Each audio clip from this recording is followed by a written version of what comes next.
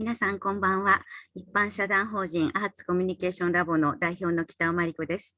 金曜日の夜に失礼いたします。今夜はですね、昨年12月から始めました当法人のライブ配信、真理子の部屋の第6回目です。ここで初めて視聴される方のために、当法人のライブ配信、真理子の部屋について少しだけお話ししておきます。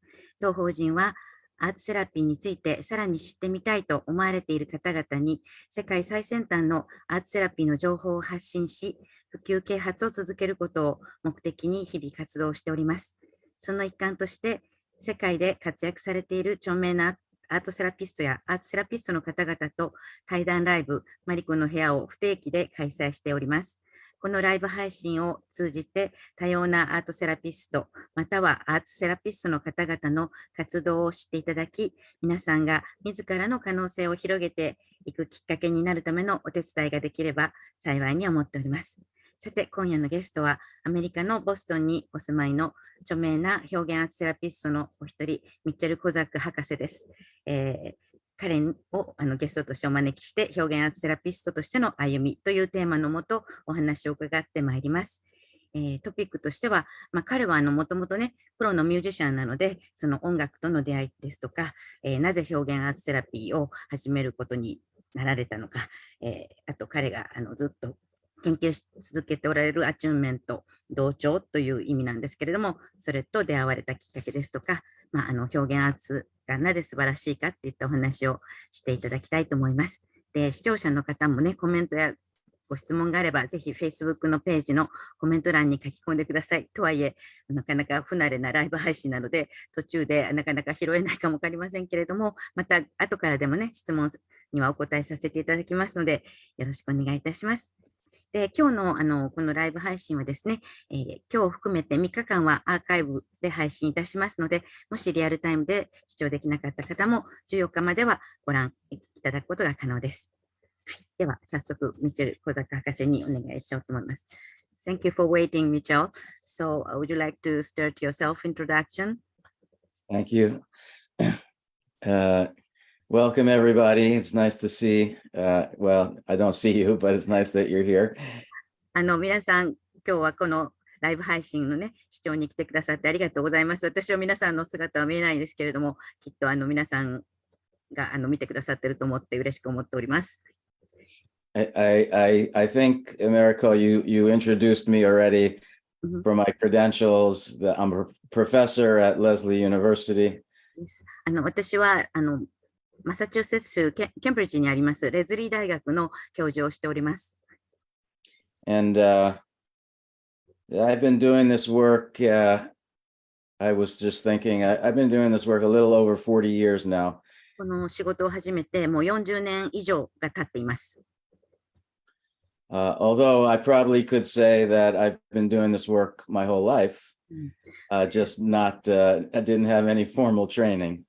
本当にこうフォーマルな公式なトレーニングというのはしてませんけれども、こういったことはもう人生通じてやってきたように思っております。So one of my main research topics has been on this phenomenon of what's known as attunement. 私が研究をしているテーマの一つとして一つの現象なんですけれども、アチューンメント、日本語で言うと同調っていう言葉があるんですが、それについてずっと研究を続けているんですね。And attunement is basically a concept from physics, from music, from philosophy, from psychology. でこのアチューメントってね、皆さん聞き慣れない言葉だと思うんですけども、この概念はですね、もともとは物理学ですとか、音楽とか、哲学とか、あと心理学にすべて関係しているものなんですね。And it really means to tune in deeply with our whole body and our mind, and to tune into our environment and to the energies all around us. 平たく言えばですね、このアチューメントがどういうことかと言いますと、もう全身、あるいは全霊、マインドとボディをすべて使ってですね、深くそのチューニングしていくっていうことなんですね。で、何にチューニングしていくかと言いますと、この私たちを取り巻く環境、そこで発せられるすべてのエネルギーに対してチューニングをしていこうということなんですね。And so when I say that I've been doing this perhaps my whole life, it really started for me when I was a little child. でなぜ私先ほどね、もうほとんど人生すべてこれに費やしてるってお話ししたのは、子供の頃からこのことは始まっているので、そのことについてお話ししますね。And in our small apartment where we lived, we had a piano. 小さいね、アパートに住んでるんですけれども、You mean you are living in small apartment when you were in child? When I was a very little child, yes. 僕今ではなくてごめんなさい。子供の時に小さなアパートに住んでいて、そこにはピアノがあったんですね。And this was a piano from my mother, but she stopped playing the piano. 母親のピアノだったんですけども、彼女はもうなぜかピアノをもう弾くのはやめちゃったんですね。So it was just sitting there as a piece of furniture. なんか家具の一部としてピアノはそこにずっと置いたままになっていたんです。But my father began to have interest. でも父親がなぜかピアノに興味を示し始めました。So he started to take piano lessons. そして彼がピアノレッスンを受け始めたんですね。And I was maybe 3 years old. 私は多分その頃3歳ぐらいだったと思います。3 or 4 years old, something like that. 3歳か4歳かそれぐらいかな。And when my father decided he was going to do something, he just went into it with all of his energy. 私の父親はですね、何かするって決めたらもう全身全霊をそこに注いでしまうという、そういう傾向があったんですね。So he started to take piano lessons and he would sit there and play scales for hours. He would just play scales. で、彼はピアノのところに座って、もう何時間も音階を弾き続けていました。And I would sit underneath the piano. 私はピアノの下に潜り込んで座っていたんですね。And I guess I was fascinated by the sounds of the piano. で、私は本当にそのピアノの音にすごく魅了されて、魅力を感じていたんですね。So I would be underneath the piano and he'd be playing scales over and over again. そして私はピアノの下に潜ったままで、父親はずっとピアノを弾き続けていました。And I know now, many, many years later, that the vibration of the strings and the sounds were having an effect on me. It was like I was in a trance. それでその時に、今になっても分かったことなんですけれども、そのピアノの音やその弦が響くそのバイブレーションですね、その振動がもう私にすごく影響を与えて、一種のトランス状態みたいになっていたように思います。And one day when the piano teacher came, he saw me underneath the piano and he said, "Do you want to come and play the piano?" で、ある時、父親のそのピアノの先生がね、来られて、で、ピアノの下に潜って座り込んでる私を見つけて、君もピアノ弾きたいかいって言ってくださったんですね。And I was very excited. I said, "Yes, yes." それでもう私はすごい喜んで興奮してワクワクして、イエスイエスって言って、私も弾きたいっていうふうに言って、僕も弾きたいって言って、出てきました。So anyway, I started to play the piano. My father got very busy with his work and he stopped, but I continued. それで父はちょっと仕事がね、ちょうどその時期忙しくなってきて、ピアノを弾くのをやめちゃったんですけど、代わりに私がずっとピアノを弾くようになりました。So this was probably my introduction to this idea of vibration and sound and the healing power of this energy. 多分それが私がこの振動とか音がその癒しの効果を持っているっていうことに気づいたきっかけだったんですね。And I continued, as I said, I continued playing piano and singing, and I continued through my whole life.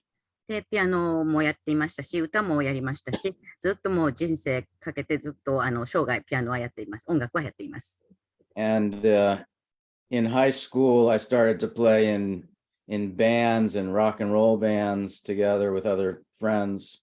で、高校生の時はロックンロールのバンドに入って友達と一緒にやっていました。And I also became involved in in theater and in school plays. I acted in the school plays.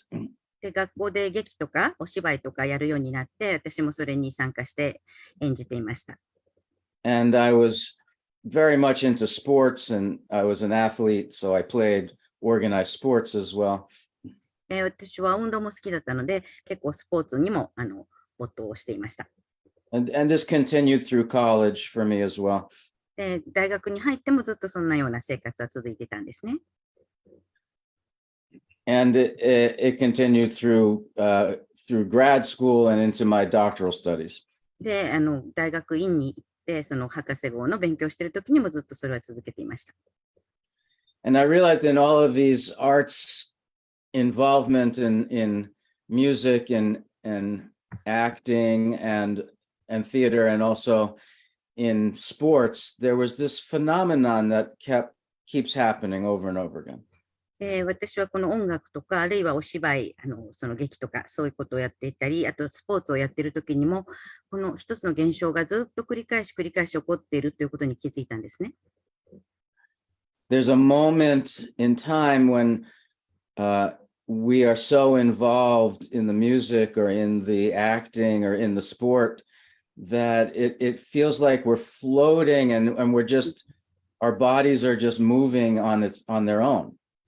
その音楽とか、あるいはスポーツとか、その芝居をやっているときなんかに、瞬間にもうまるで体が勝手に動いているといった、そんなような、もうなんか浮いて、勝手にこう浮かんで動いているっていうような気持ちになる瞬間が何回かあったんですね。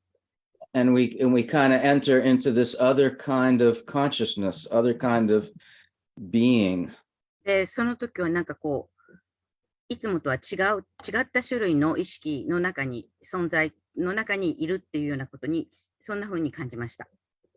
And some people in psychology and in sports call this a flow state. 心理学者はこれをフローの状態と言います。フローって流れるっていう意味なんですけど、フローというふうに呼ばれています。And this became a fascination for me to study more. Even more. いや、これが私にとってはすごくこう、なんかこう、情熱の集中するものになっていて、今もそれはずっと続いてるんですけどね、もっともっと深く続いています。And I had an experience right before my doctoral research studies started. で、博士号のリサーチ、研究の勉強を始める少し前に起きたことなんですが、I was hired to work on a research project with adults who have autism. 自閉症を抱えていらっしゃる成人、大人の方たちと一緒にワークをするっていう、そういうプロジェクトに参加したんですね。And we worked in this research with music and movement and visual arts and painting and photography with these adults with autism. この自閉症を抱えた大人の方たちと音楽や、あるいはムーブメントとか、あとペインティング、描画ですね、それとかビジュアルアーツ、それからあとフォトグラフィーなど写真とか、そういった素材を使って、研究を、ワークを提供する研究をしていきました。And I was very interested in improvisational sound making, music making. 私は特にその即興で音楽や音を作るっていうことに興味を持ったんですね。So every week I would take some time to do some improvisational music.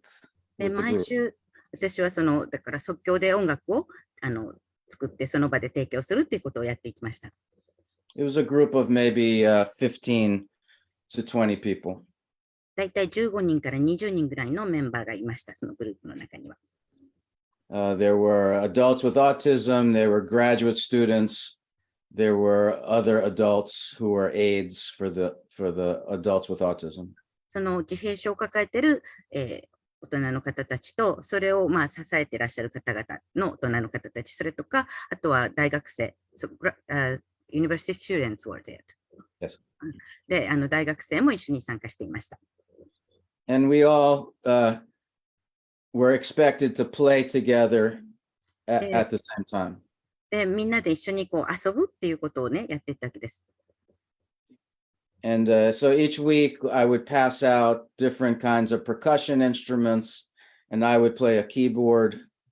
で、毎週私はキーボードを演奏して、そしてパーカッション的な楽器をね、それぞれに与えて、ワークをしました。And I would keep a steady beat going, like something like.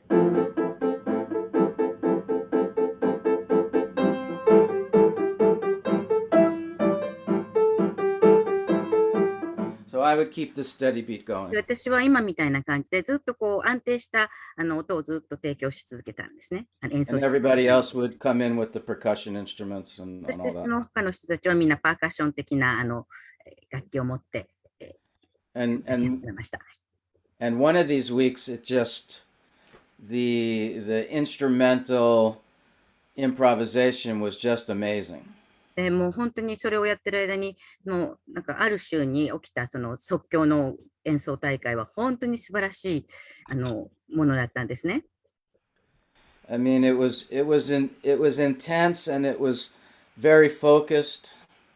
すごくこう集中してて、すごくこう濃いなんか時間だったようですね。 And 集中してた。はい。for me, it was as good as any professional music that I play with professional musicians. で、私はプロのミュージシャンでもあるので、そのプロフェッショナルなミュージシャンの人たちと一緒に演奏してるのと同じぐらいの素晴らしさを私はね、感じました、その時。So we were playing and playing and playing, and it went on and on for 15 or 20 minutes. 多分ずっとその15分から20分間ぐらいは演奏し続けたんですね。And there were things that were happening in the music that were pretty incredible. その中で起きたことは本当に信じられないぐらい素晴らしいことが起きたんですけれども。There were some of these adults with autism were doing like incredible things with sticks and rhythms. It was just amazing.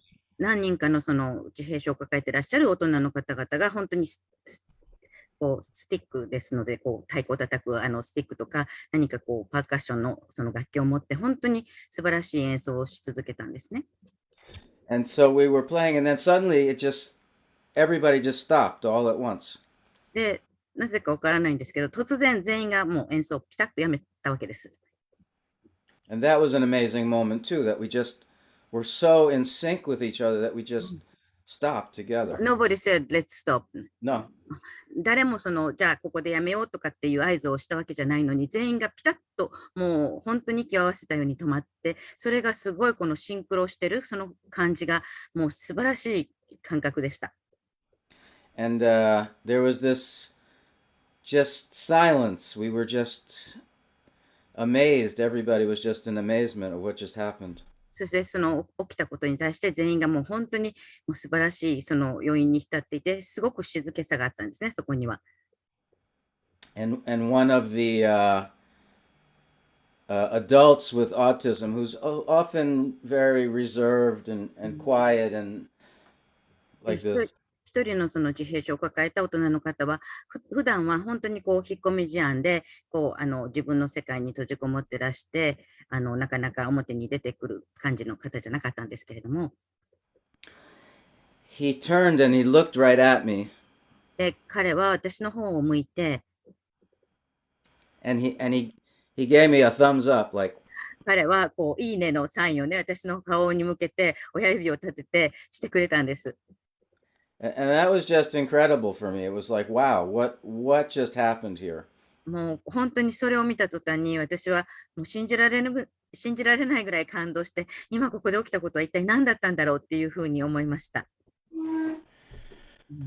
I got impressed too.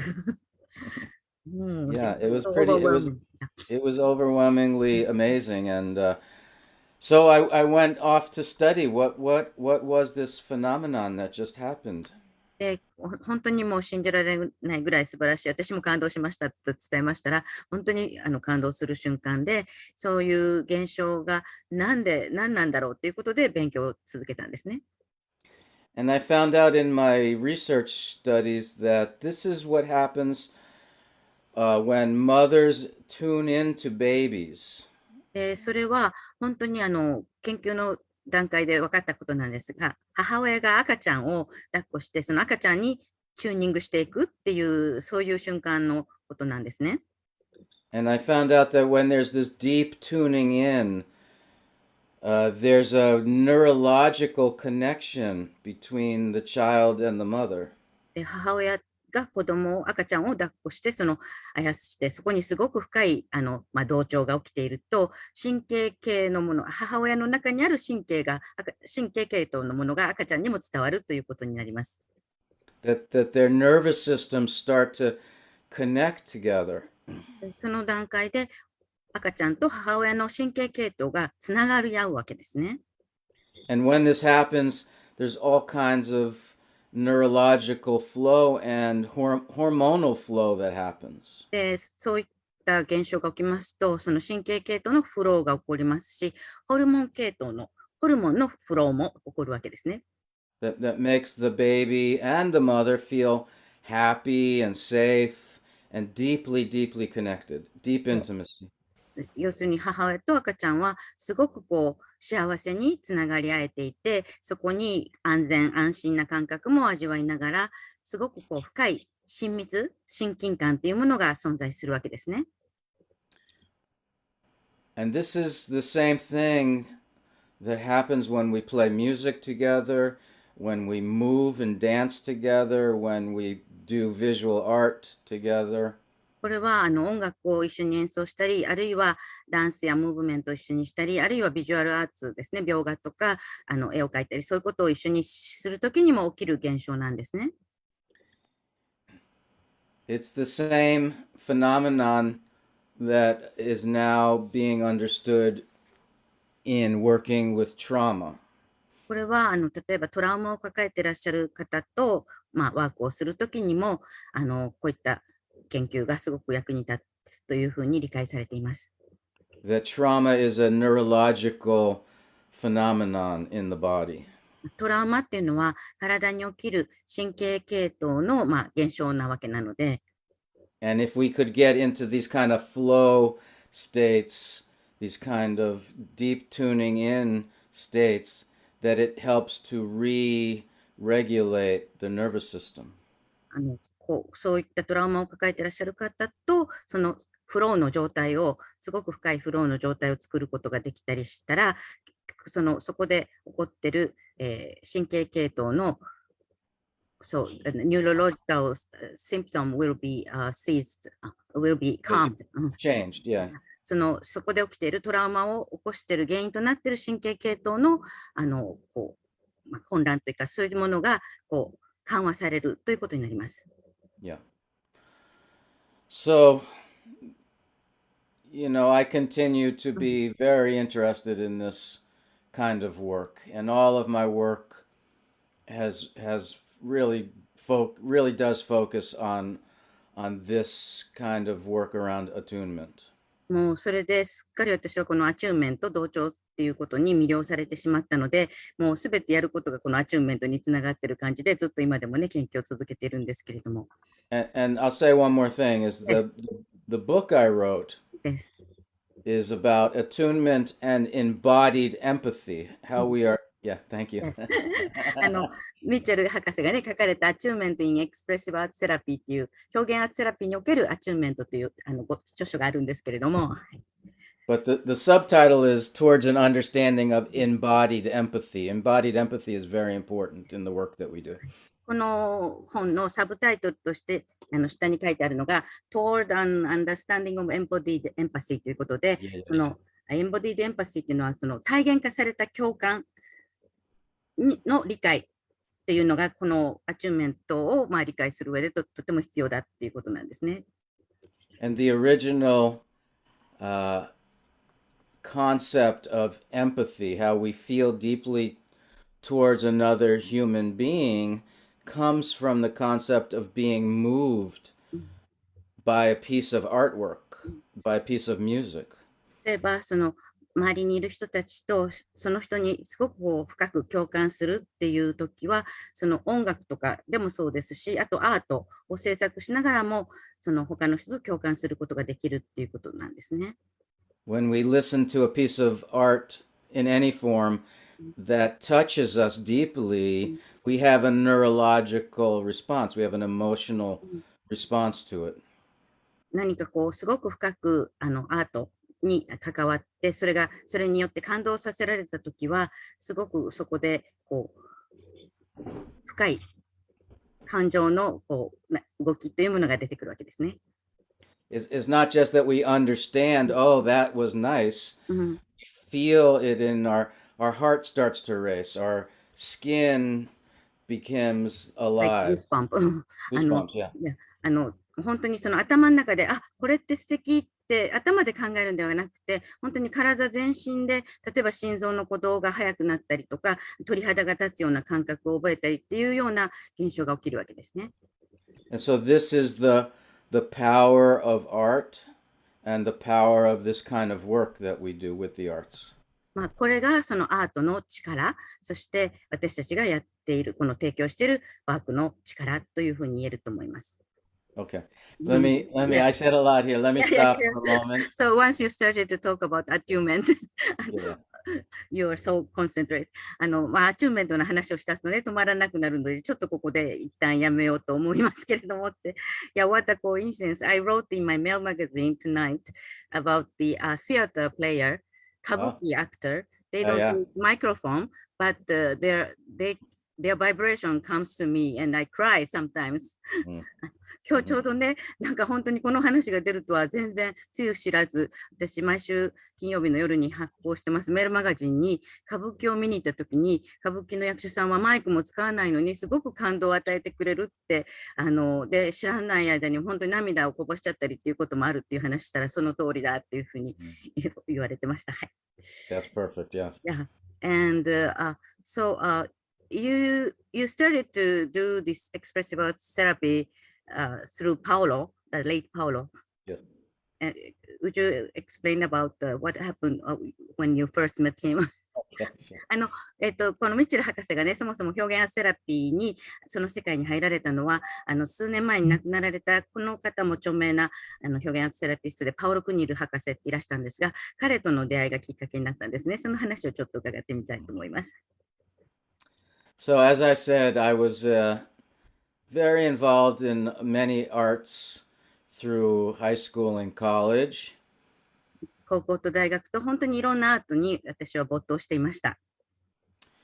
And I completed college and I was wondering what I should do with my life. で、大学を卒業してからこれから何をしようかってちょっと迷っていたんですね。And I thought I wanted to be a musician. で、私はミュージシャンになりたいって思ってたんですね、プロの。So I decided to apply to a music conservatory in the Boston area. ボストンにあるすごく有名な音楽学院の、審査を受けてみようと決心したんですね。And at the same time, I had a friend from college who had gone to graduate school at a place called Lesley University to study expressive arts therapy. 私は友人がいて、その友人はもう大学院の勉強で、そのレズリーカレッジで表現アーツセラピーの勉強をしていたんですね。And I had no idea what expressive arts therapy was. I just knew this friend was in this program. その友達はそういう勉強をしてるってことは知っていましたが、私自身はその表現アーツセラピーが何か全く知らなかったんですね。And I was living in New York and I came to visit to do my audition. で、その時はニューヨークに住んでいたんですけども、ボストンにオーディションを受けに来たんですね、音楽の。And I was visiting this friend and I went to meet the friend first at and she was in this class at Lesley. で、そのレズリー大学にいる友人と会うために、まずニューヨークからボストンに来た時にこちらに来てたんですね。And they were in an auditorium and they were doing some interesting things on the stage and there was this guy at the piano playing the piano. で、その時にクラスの様子を見たら、なんかこうステージでいろんな面白そうなことをやっていて、でそこに一人の男性がいて、ピアノをね、ずっとその人は弾いていたんですけども。And so I found out that was the teacher at the piano. で、その人はピアノの先生なんだなっていうことが分かったんですが。Anyway, so I went off to do my audition at the conservatory. それでその後、オーディションを受けに、音楽学院に行ったんですね。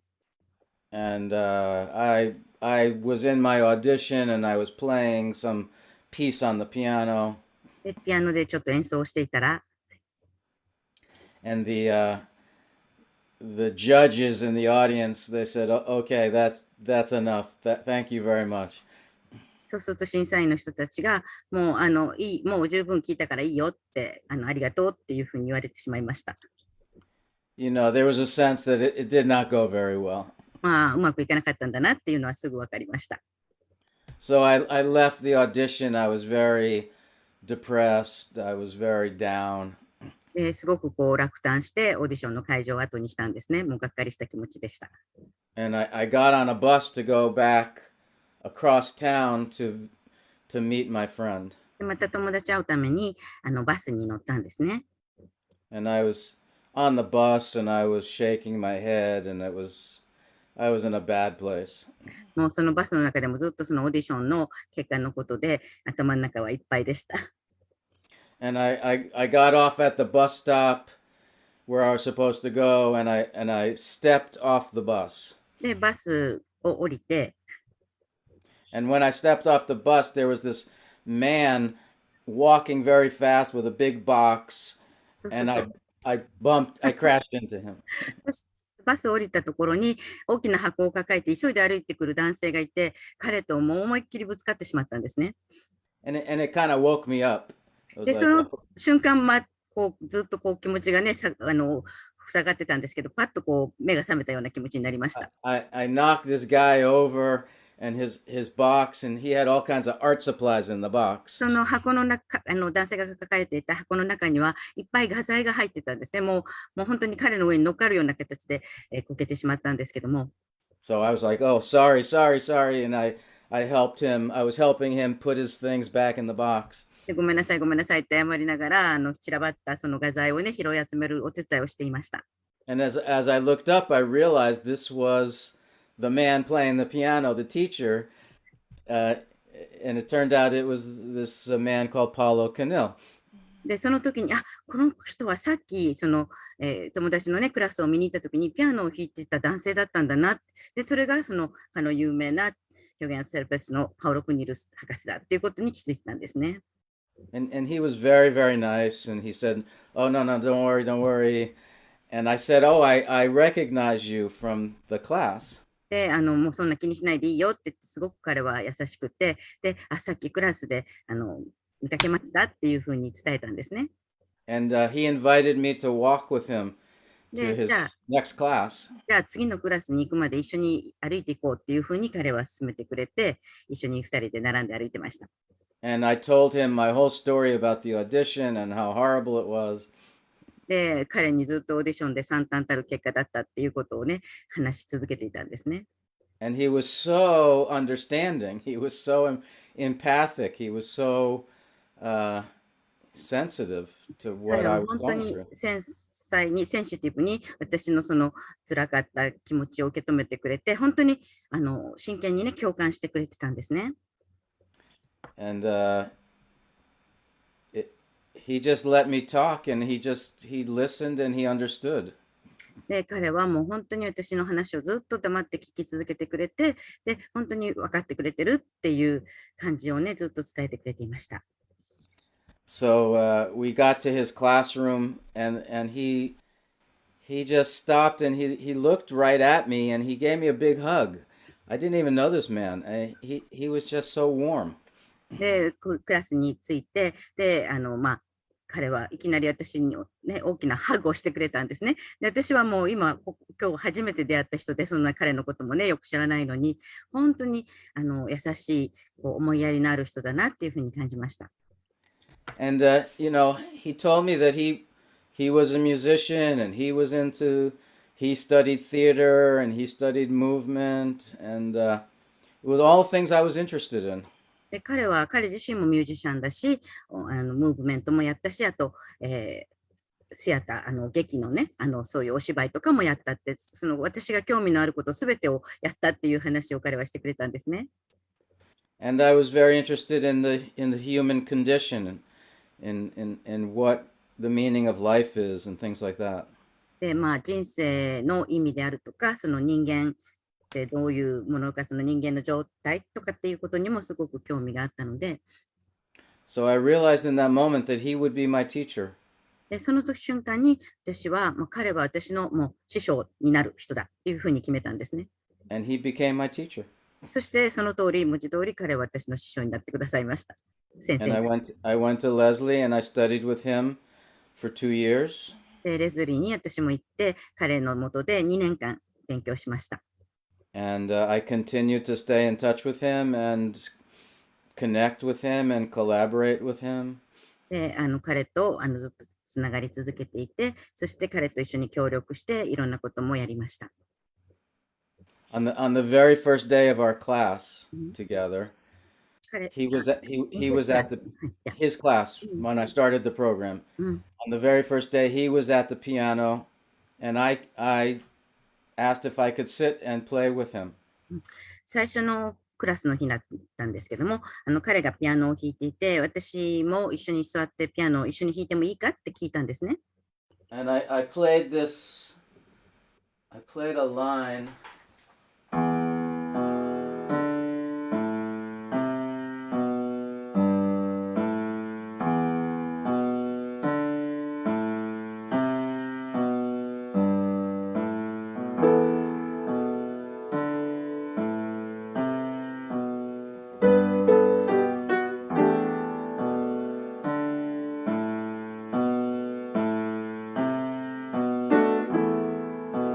Anyway, I started to play this line, この曲をずっとね、私は弾き始めたんですね。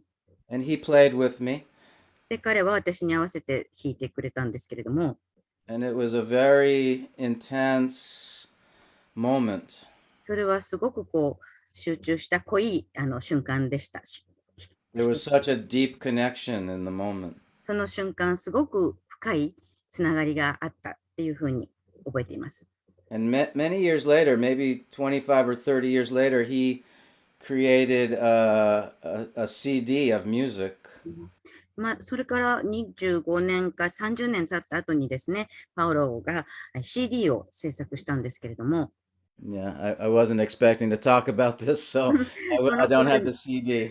このことについてね、話すつもりがなかったので、CD がすぐそばに置いてなくて、お見せすることができないんですけれども、But he put this song on his CD. この今私が演奏した曲をですね、彼は CD の中に入れてくれたんですね。And he put me in the acknowledgments. そしてちゃんと私の名前も、この曲はミッチェル・コザックの曲だっていうふうにちゃんと名前もね CD に入れてくれたんです。So we had a very deep connection, especially through music. 本当に音楽をね、特に音楽を通して彼とは深いつながりができていました。Yeah. So he was your mentor. He was a mentor in many, many ways. Yeah, he was one of my mentors. I've had several mentors in this field, but he was a big contributor. この表現アーツセラピーのね、分野において私は何人ものメンターを、師匠のような人をね、持っていますけれども、パウロ博士はその一人、かなり大きな存在のメンターでありました、私にとって。And so the time is clicking, but yes, I know. That's why I want to stop. To see if there's something specific you want me to say. Yeah. So you talked about your how you encounter the music and Paulo and expressive art therapy. And is there anything that you want to say? Because there are people who are practicing to be a therapist or art therapist, or they may be thinking to start studying. So is there any kind of comments why you think expressive arts therapy is, why expressive arts is good for human or everybody? すいません、ちょっとね、もう時間がね、ほとんどあと5分ぐらいになってしまったんですけれども、最後に、このお聞きくださっている方々の中にはですね、アーツセラピスト、あるいはアートセラピストとしてお勉強されている方とか、これから勉強していきたいかなって思ってらっしゃる方もいらっしゃると思うので、なぜその表現アーツが素晴らしいもの、人間にとってね、素晴らしい大事なものかっていうようなところで、ちょっとコメントをいただけたらというふうに伺いました。So, I really got into this work because of the arts. この仕事をなぜ始めたかというと、アーツの存在があったからですね。And because there was a community that was coming together that were interested in art for healing, not necessarily art for popular fame or something like this. It was for art for healing. ある団体があって、その団体はそのアートというものがヒーリング、癒しに使えるんじゃないか、いわゆるその芸術を鑑賞する、いわゆるそういう投資の対象とかそういうものではなくて、アートがヒーリングに使えるんじゃないかっていうことに目をつけられた団体があったわけですね。And this original idea that creativity itself is in all of us. 本当にそこにもう一番元からあるアイデアっていうのはクリエイティビティですね。想像力とか創造性ですね。それはもう私たちみんなが持っているものなんですね。The creative process is what has advanced life since the beginning. いわゆるクリエイティブなプロセスがその人生というか、そのライフをですね、人間の、人生をすごくこう進めてくれたっていうものなんですね。It's helped us to create new possibilities, to new inventions, but also to understand something about ourselves, our communities, our culture, etc. そのクリエイティブなプロセスというものが新たな発明や発見を生むもとになって、すごく生活が進化するのに役に立ったんですけれども、それ以外の効果があるということに。Can you say the latter part again, please? So it helps to evolve the new invention, but also it helps us to understand ourselves, our communities, our culture. 私たちのそのコミュニティであるとか、私たち自身のこと、あるいはカルチャー、文化といったものを理解することにもすごくごめんなさい、クリエイティブなプロセスというものが役に立つっていうことが言えます。When we engage in the arts, there's something we understand about ourselves and others that we can't understand just through talking alone. アーツというものを媒体として介したときに、私たちは言葉だけでは理解し得ない何かを理解することができるんですね。So, this is the importance of doing this work, and also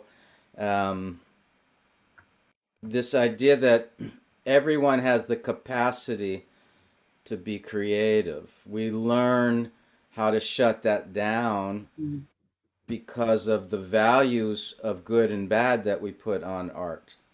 本当にこのクリエイティブな感性っていうかクリエイティビティっていうものはみんながその能力を持っているはずなのに、それが結局こう抑圧されるようなつまり何が良くて何が悪いっていうそうジャッジメントっていうかね、診断とか、判断をされるっていう、良いか悪いかの判断をされることによって、そのクリエイティビティ、みんなが持ってる、私たちが持ってるクリエイティビティっていうものが抑圧されてきちゃったんですね。It's important to have art galleries, and it's important to have theaters where we listen to music and watch dance and theater. But it also puts a barrier up for others as well. アートギャラリーの存在も大事ですし、あとその音楽やお芝居を見に行ったりできるそういう劇場があるっていうこともとっても大事なんですが、そういうものが存在することによって、何かが閉ざされてしまうっていうことも起こり得るわけですね。So it puts a barrier up that says those people on stage can engage in art and us here in the audience cannot. そしてその演じてる人たちは、アートをエンジョイできますけれども、聴衆になっている私たちはそれができないというような一種のバリアといいますか、障壁という壁のようなものを設けてしまうことになってしまっているわけですね。And when we do that, we cut off our creative energy, which is really our life energy, our life force. 私たちの生命力とも言えるような生命のエネルギーの元であるクリエイティビティっていうものがその壁があることによって切断されてしまうわけですね。遮断されてしまうわけです。So even just taking a pen and just doing this on a piece of paper for a little while, after a while it becomes meditative, but maybe there's also something that becomes interesting in the image too. 本当にこうペンで何気なく何も考えずに紙の上にこうぐるぐる殴り書きのように手の動くままに書いていて、それはすごく一種の瞑想みたいな時間にもなり得ますし、で書き上げたものが何かイメージとして意味のあるものになるということもあるわけですね。Yeah. So I'm gonna just stop here. I'm looking at the time. I don't know how far we go. Yeah, right. そう、ずっとね、話が尽きないんですけれども、本当にね、45分間ということでお願いしておりまして、もう、お名残惜しいんですけれども、このライブ対談はこの辺で終了させていただきたいと思います。で、彼のことはですね、レズリー大学の教授として、彼の紹介記事につながるリンクをですね、後で貼っておきますので、もっとミッチェル博士のことを詳しく知りたいっていう方は、そちらのページをぜひ覗いてください。また何かご質問とかがありましたら、こちらの方にもお寄せください。よろしくお願いいたします。So I just introduced that I'm going to put the link you taught us, the Leslie universities. Okay. And then, so people who are interested in knowing more about you, they can look at the page. 本当にどうもありがとうございました。じゃあ、おりがとうございますですけれども、ライブはここでストップさせていただきます。皆さん、良い週末を、なんかお天気は悪いかもわかりませんけど、良い週末をお過ごしください。おやすみなさい。